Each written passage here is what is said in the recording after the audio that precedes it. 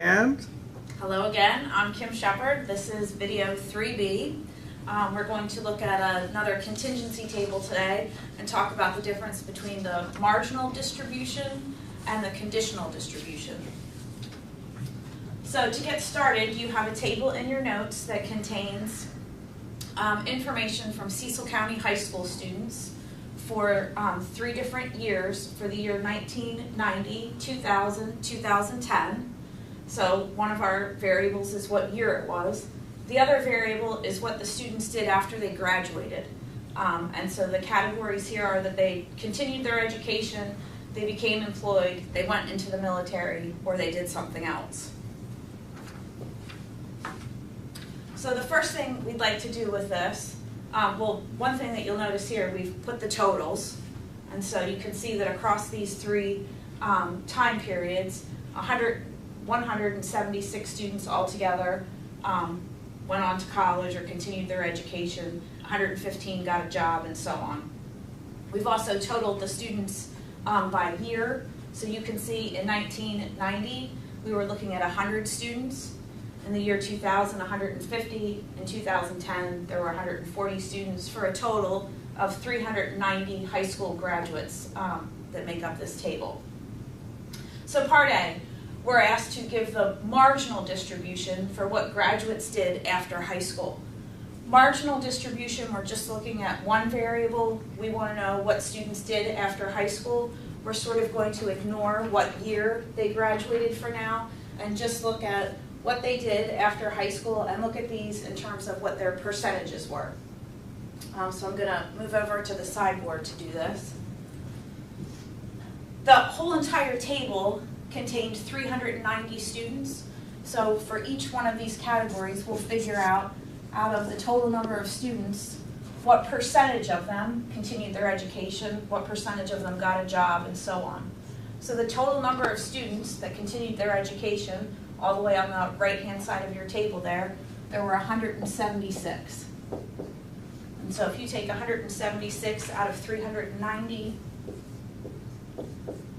as a decimal, we get 0.4513, or 45.13% of students decided to continue their education. And we're going to do something similar with the other 4 categories. So 115 students went on to get a job right after graduating. This as a decimal is 0.2949.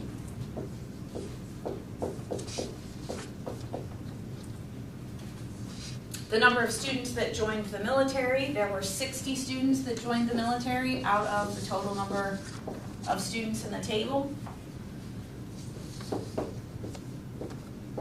As a decimal, that's 0.1538, or 15.38%.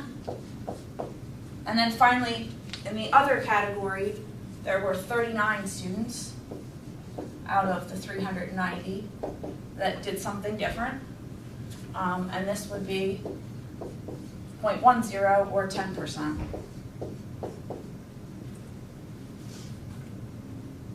We should have all the students accounted for here. If you summed all these up as a fraction or in decimal form, they should sum up to 1 or 100% of the students. So we're just looking at the variable, what students did after they graduated high school, and ignored what year they graduated when we looked at the marginal distribution.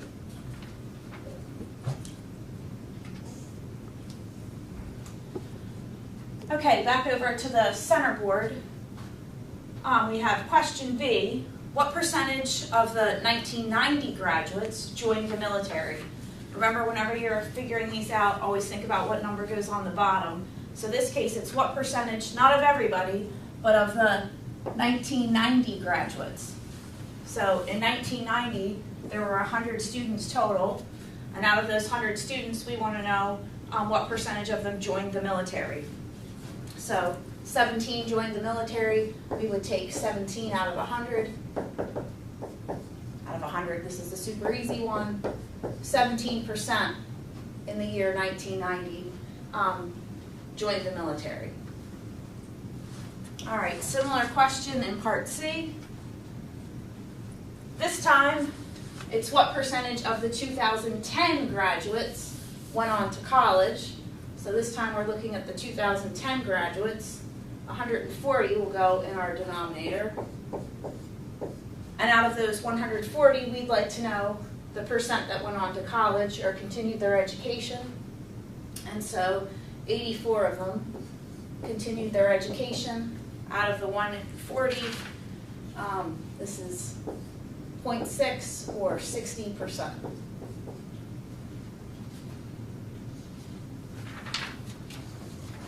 Okay. All right, D asks a little bit of a different question than what we've looked at. We looked at the marginal distribution for what students did after they graduated, but part D asks what's the conditional distribution for what students did after graduating for the years 1990, 2000, and 2010. This time we don't want to know altogether what students did, but each year we want to know what percentage continued their education, were employed, went into the military, and did something else. So we want to look at this on the condition of what year they graduated. So within each year we'll compute these percentages for this one. I'm going to move over here for some more room. Erase what I had earlier.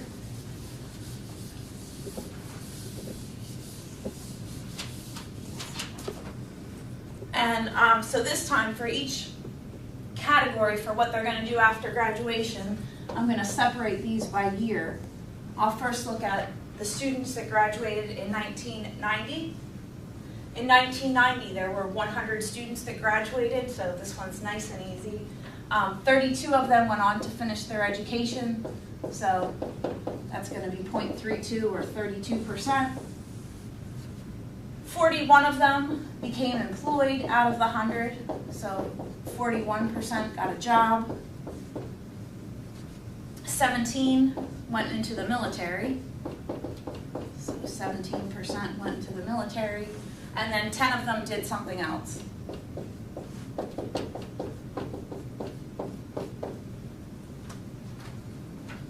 So that's what the distribution looks like for students that graduated in 1990. We're going to do the same thing now for the other 2 years that we have data on. So in the year 2000, 150 students we have data for. 60 of the 150 went on to continue their education. I'm just going to write these right as percentages. That's 40%.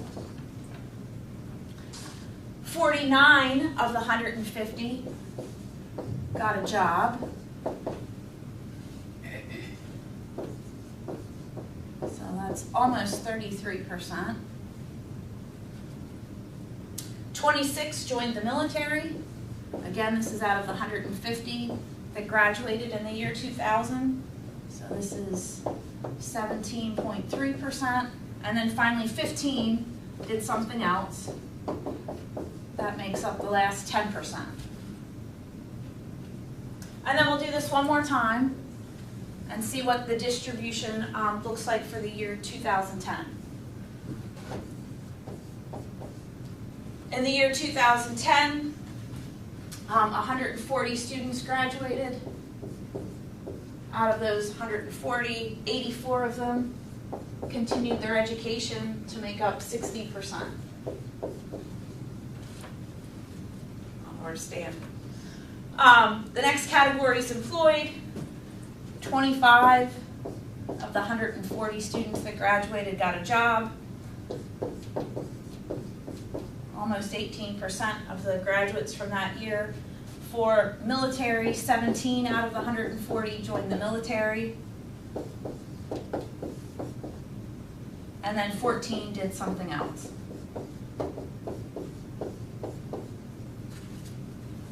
And so all of this right here, these are the conditional distributions for what students did after they graduated. And we have this now for each year that we have data on. You can see that within each year, we've got 100% of the students accounted for. If you summed up the values, they should sum up to 100. And then we can sort of start to look at how things differ for different periods of time here, which I believe we're going to do in the next question. I won't even move quite yet. Sorry. You can read question E, it's in your notes, but I'm going to use what's over here to talk about the answer. So it asks, write a sentence or two describing the trends in the data. So I can see the trends better over here. If we look to see what's happened over time, look at the percentage of students that went on to continue their education, that went to college. Back in 1990, 32% went on to college. 2000, 40% went on to college. In 2010, 60% went on to continue their education. So that trend seemed to increase as time went on. If we look at the percentage that got a job, back in 1990, there were a lot of them. 41% went on to get a job right after high school. 2000, it drops to around 33%, and then 2010, it drops to just below 18%. Sort of a sign of the times here. When the economy is not doing so great, which sort of tended to happen as we move this way, more people go back to school to get better training, to be better prepared for the workplace, and there's fewer jobs available here, so we sort of see that trend. The military remained fairly stable, with a bit of a drop then in 2010, and the other category, I'm not sure what they're doing, but the other category remained stable across time. So if you wanted to write a couple of sentences to describe this, I'm not going to take the time to write them down. You can pause this if you'd like and write them down. But you could say that the percentage of students that went on to get a job seems to increase over time, while the percentage of students that goes into the workforce seems to be declining. And the other two categories remain relatively stable, a little bit of a decline with the military in 2010. Okay, last question. And I think I'm going to stay over here again. The last question in your notes, question F, says, is year of graduation independent of your post-graduation plans, and why? Remember, if variables are independent, then the distributions will look very similar. And if you look at the distribution of students, what they did post-graduation in the year 1990, that does not look the same as it does in the year 2000, doesn't look the same in the year 2010. So these two variables are not independent, they are dependent. If they were to be independent, then we would see that these percentages would be fairly consistent looking at these three different years. This would be, if this is 32%, this would be around 32%. It would have been around 32% in the year 2010. The percentage that continued their education would not change over time. In this case, it's clearly changed, and so these two variables are dependent. Your post-graduation plans, what you're going to do depends on which year they graduated. And if I have this right, I think that's the end of lesson 3B. Thanks.